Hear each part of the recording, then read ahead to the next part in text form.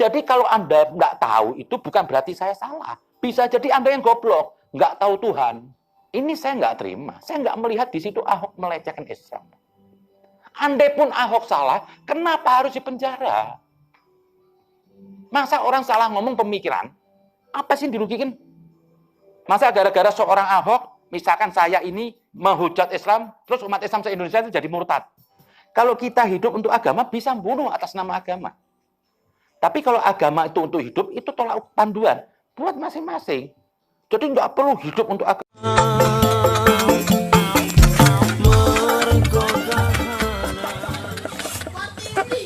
Wa ma khalaqtul jinna wal insa. Saya tak cipta jin dan manusia. Saya tak ciptakan kecuali, yakni tak ada yang lain. Apa yang dikecualikan? Illa liya'budun. Untuk apa? Untuk beribadah kepada Allah Subhanahu wa taala. Jadi ibadah itu adalah intipati maksud Allah cipta manusia dan jin di atas muka bumi ini. Tak ada yang lain.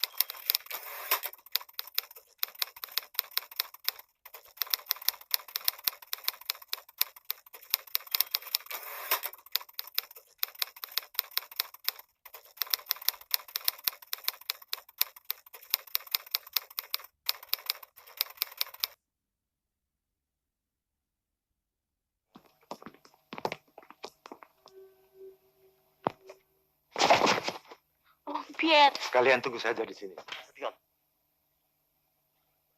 Saya Nasution. Sebaiknya tidak usah mandi, Jenderal. Paling tidak cuci muka toh dan berpakaian. Tidak usah berpakaian. Ancang kalian.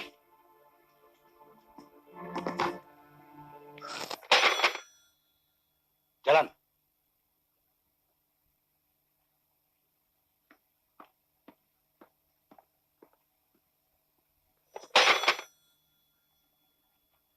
Loh, kok telepon saya diputus? Mas,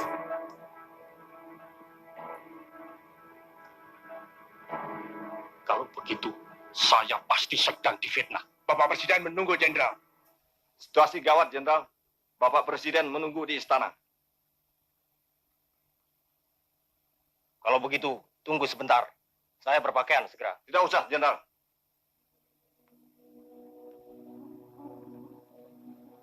Jalan. Jalan, Jenderal.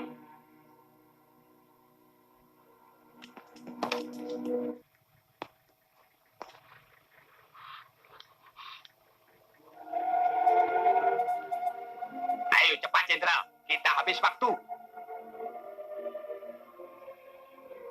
Penduduknya bodoh dan lugu. Hidup dalam kemiskinan. Maka akan sangat mudah kita bina dan kita peralat. Dan di sini banyak promocorah yang dapat kita pengaruhi guna melakukan teror. Dan tindakan itu dinilai sebagai tindakan kriminal biasa. Pantai Selatan merupakan jalur paling aman untuk suplai senjata dari RRT yang sangat kita perlukan itu. Kita bisa menerapkan ajaran Ketua Mong dari desa mengepung kota. kemiskinan dan kebodohan adalah tempat yang paling subur untuk tumbuhnya paham komunis. Tapi jangan lupa faktor lainnya, yakni tentara terus mengadakan pembersihan dan sebagian besar penduduknya taat beragama. Kita coba di negara lain kaum komunis menggunakan taktik itu. Jadi ini merupakan suatu hal daripada pengalaman kita dalam rangka menghadapi bahaya daripada komunisme itu. Setelah kita bubarkan, akhirnya ya semuanya bisa diselesaikan. Nih, kemudian lantas pada suatu saat memang beliau menunjukkan semua Baperdam dimarahi karena turut mengkonsep perintah itu. Padahal tidak ada perintah untuk membubarkan PKI, kok saya membubarkan itu. Kemudian lantas Pak Lemena dimarahi, kemudian lantas disuruh Pan datang pada saya 3 kali.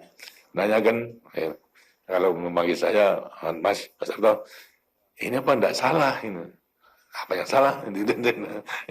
PKI itu dibubarkan. Iya, itu memang Bung Karno sudah tahu kalau saya akan berkelahi. Terus marah sekali pada saya. Udahlah, itu saya yang tanggung jawab, saya yang membubarkan. Akhirnya pada waktu kembali saya sudah akan sehat dari Bogor ke Jakarta, naik helikopter, saya bisa menjemput mau ke istana. Saya laporkan misalnya, ini Pak keadaan demikian, saya PKI telah saya bubarkan. Ya marah saja juga enggak. Saya mandar janji pada waktu itu mandar menagih. Sekarang tinggal ngegongi Pak, tinggal ngegongi aja. Sebab pada waktu pembicaranya dulu saya pernah mengatakan, dia mengatakan sebelumnya perintah 11 Maret, dia mengatakan pada saya, saya ini tidak menjadi pemimpin Indonesia saja sekarang, saya itu menjadi pemimpin dunia. Konsep saya sudah saya jual ke dunia. Kalau saya harus mencabut bara PKI, di mana muka saya? Saya bisa mengerti. Kemudian saya beri saran, kalau keluar Pak gampang, gimana? Jadikan saya member. Saya akan membubarkan PKI. Kenapa? Tapi kalau sudah nanti digongi, gitu. Nggak bisa. Ya susah kalau tidak bisa. Jadi oleh karena saya katakan tadi mulai Bung Karno sudah tahu kalau saya membubarkan PKI dalam rangka diskusi itu, saya untuk menyelamatkan daripada beliau daripada muka dunia. Dan saya mengatakan jadikan saya member. Saya hanya membubarkan PKI. Tapi nanti ke dalam Bapak ngegong supaya rakyat itu mendukungnya. Ini tidak bisa. Karena itu lantas setelah terjadi, kemudian lantas saya ber-PKI, saya jemput, saya nagih. Saya sudah ber-PKI, tinggal gongnya aja ke bawah. Ya nanti, betul disanggupi. Bulan Juni, Maret ini ada peringatan di istana mengenai, kalau tidak salah, Maulid Nabi berarti itu. Maulid Nabi, saya menjemput dengan sekretaris militer, Saudara Surya Supono, waktu Panglima Divisi, bekas Panglima Divisi. Lantas saya menyampaikan, Pak, ini kesempatan yang baik untuk ngagumi. Itu tidak perlu saya perintahkan itu untuk mengatakan bahasa nyinggung aja apa yang dilakukan oleh Harto itu saya ketahui, itu aja. Itu cukup bagi rakyat untuk menenangkan daripada rakyat itu. Ya itu. Kalau bisa tentu akan lebih menguntungkan dalam saya mengamankan beliau itu kepada rakyat. Udah pidato amanat, nggak keluar. Keluar. Sadar lagi dijalankan, saya tanya, Pak kalau nggak keluar besok. Susah kita. Susah. Kemudian setelah itu, setelah demikian, lantas mengenai MPRS meminta pertanggungan jawab daripada Presiden mandataris, pembicara revolusi, mengenai kejadian daripada G13 PKI itu. Dan saya berat daripada MPRS minta pertanggungan jawab. Kemudian lantas dibuat juga keluar Nawaksara itu, yang isinya sama sekali tidak menjelaskan mengenai kejadian G13 PKI, tapi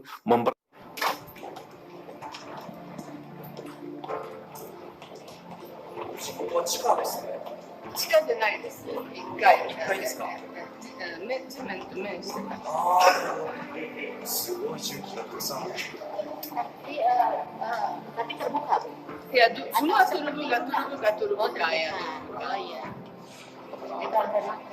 Waktu gerakan 30S, saya hitung dari tempat tidur, kalau ada apa-apa, berapa menit saya bisa lari ke belakang sampai ke dari halaman dan ke sungai. Ya. Itu rencana ibu. Rencana ibu seandainya terjadi sesuatu. Saya ada di sini, Bapak juga ada di sini. Emang ibu perkirakan akan ada apa? Oh, ini boleh saya kesana. Ya, Ini pesawat Jepang mana ya? Sebelah mana? Sebelah. Pesawat Jepang itu. Berangkat. To put it bluntly, Mr. President, who is the boss of Indonesia? It is President Sukarno? I think it is President Sukarno, Supreme Commander of the Armed Forces, Prime Minister, Mandatory of the Supreme Congress, leader of the revolution. One question that still remains unanswered, Mr. President. Did you know about the attempted coup of September 30th in advance? Did you know about the attempted coup of September 30th in No. advance? No. And why should you put this question to me?